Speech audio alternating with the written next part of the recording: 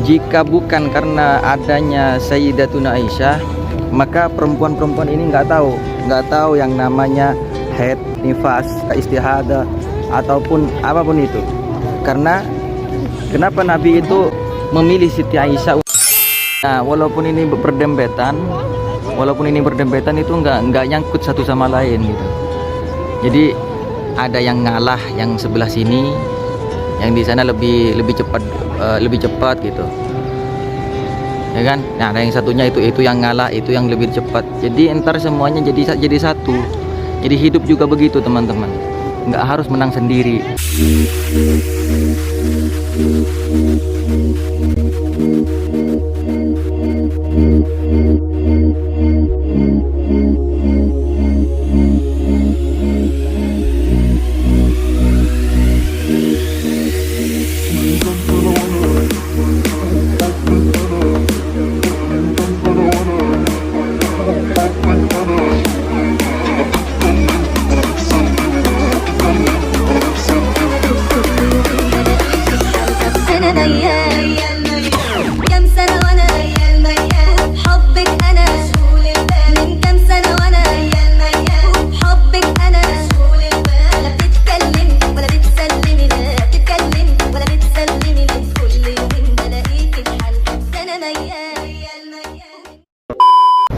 Oke teman-teman sekalian, kita akan menuju Baki.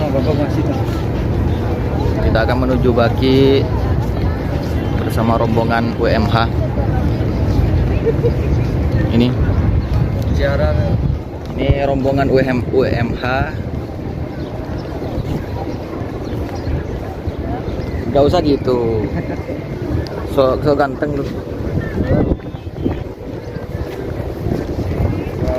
Ya teman-teman, selamat datang kembali di channel Faris Sang Petualang. Apa kabar sahabat semua? Semoga baik-baik saja dan dalam lindungan yang maha kuasa ya Rob.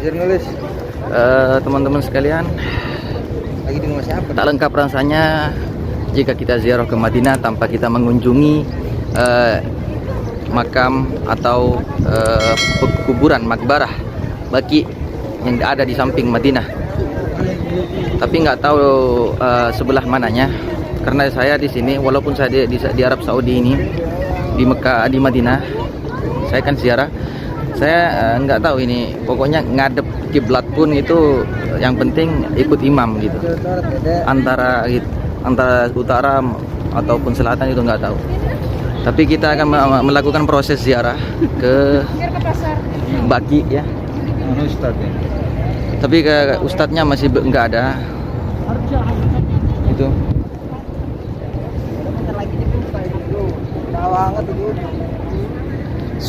Suasana sejuk banget ya di masjid, lataran Masjid Nabawi ini pada pagi hari.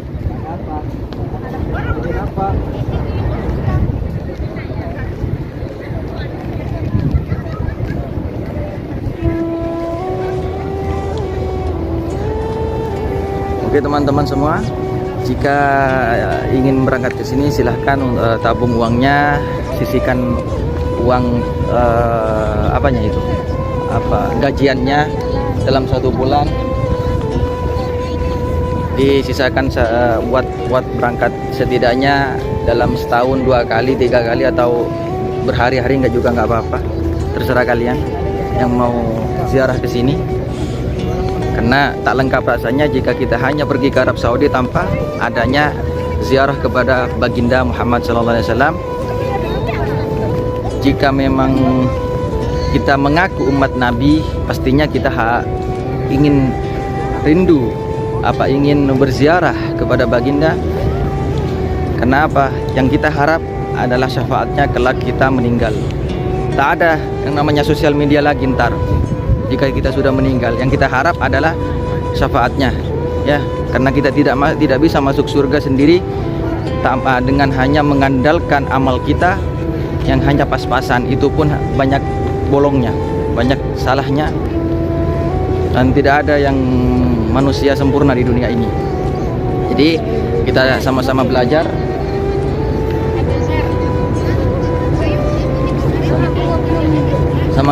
sama-sama belajar bahwa yang namanya hidup tak ada yang sempurna, tetap suatu saat dunia yang fana ini akan ditinggalkan, dan yang akan kita bawa hanya amal baik buruknya kita.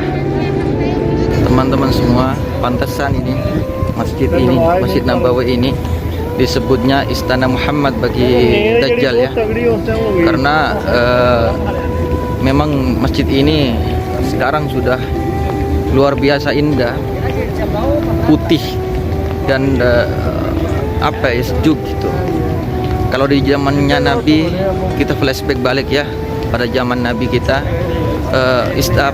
Masjid Nabawi itu hanya dengan pelepah korma dulunya itu, dan tiang-tiangnya itu dengan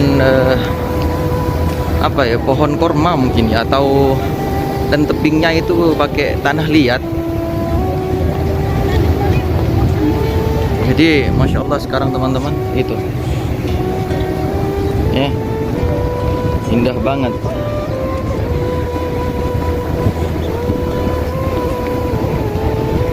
Insya Allah teman-teman semua bisa sampai ke sini juga suatu saat nanti. Yang penting tetap dengan doanya, tetap dengan ikhtiarnya, usahanya, semua bisa masuk ke sini dan melaksanakan ziarah lagi seperti normal pada sebelumnya.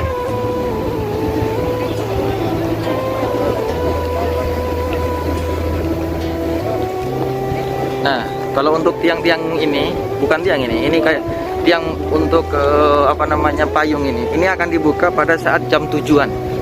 Jam 7 ini mulai dibuka, dan kalau sudah matahari sudah mulai terbit sedikit, nah ini yang di belakang itu yang berjajar itu payung itu, nah, itu akan dibuka teman-teman. Jadi semangat terus buat TKI atau orang-orang dari Indonesia yang ingin kesini. Ini suasananya saat kita menuju Baki, rombongan UMH Travel ini mau masuk ke Baki ya, tapi yang lain udah pada di depan, sisanya ini tinggal ini doang. Tapi ada juga yang di belakang.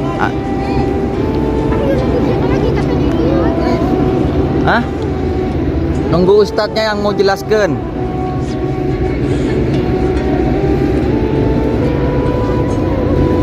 Di makam Baki, kalau tidak salah di situ ada Sayyidina Utsman dan Sayyidatuna Siti Aisyah, istri Nabi yang paling muda ya di antara yang lain.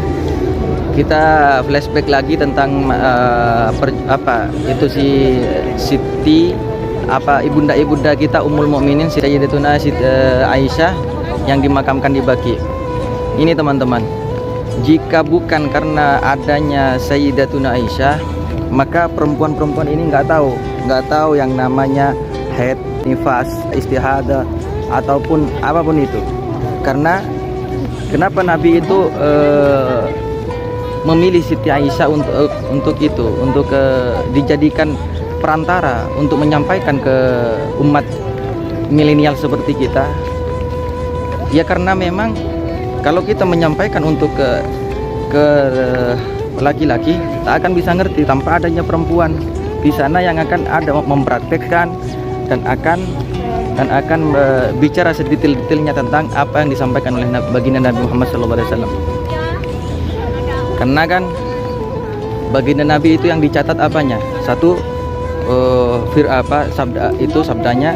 Kedua, perbuatannya. Semuanya dicatat oleh para sahabat, dan termasuk juga Sayyidatuna Aisyah yang akan kita ziarahi pada hari ini.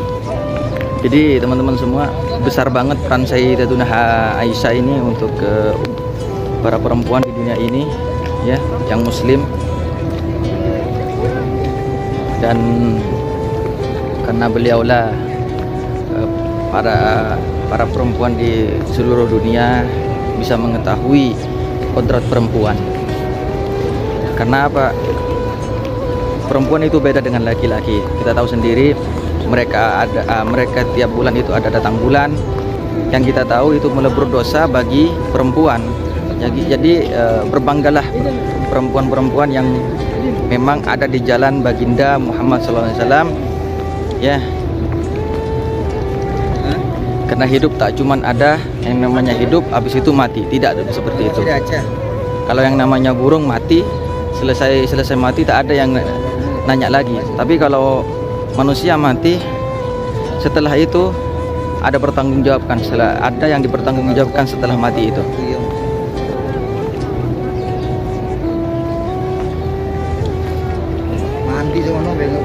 Masya Allah ya, ini masih di lataran Masjid Nabawi. Nah disitulah baki di depan. Tapi nggak tahu teman-teman antara dibuka apa enggak, karena di masa pandemi ini kita pasrah aja. Kalau kita masuk ya alhamdulillah, enggak jangan nangis, itu aja. Yang penting niat kita tak luntur.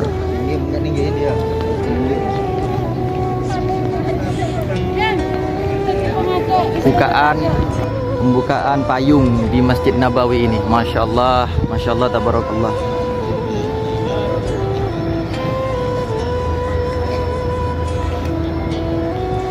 Ini kan udah hampir jam 7 seperti yang saya bilang tadi.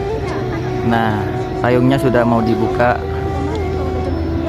Dan ini bukan dibuka pakai tangan ya, otomatis ada mesinnya ini. Tuh, mama semua pada nyutingin ini.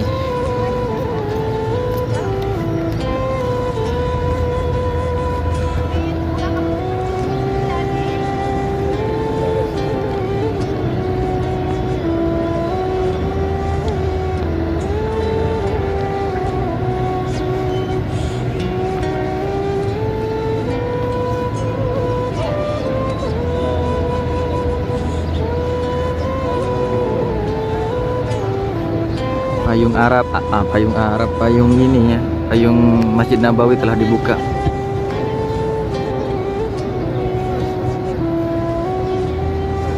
Masya Allah, indah banget teman-teman. Jadi walaupun ini berdempetan itu nggak nyangkut satu sama lain gitu. Jadi ada yang ngalah yang sebelah sini, yang di sana lebih cepat gitu. Ya kan? Nah, ada yang satunya itu yang ngalah, itu yang lebih cepat. Jadi entar semuanya jadi satu. Jadi hidup juga begitu teman-teman. Nggak harus menang sendiri. Karena dengan bersama kita bisa. Karena dengan bersama kita jadi indah, ya kan? Bukan karena perbedaan kita jadi saling menjatuhkan, ya bang ya.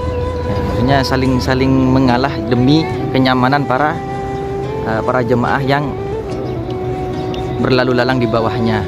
Oke, begitu kira-kira ya teman-teman, mengerti?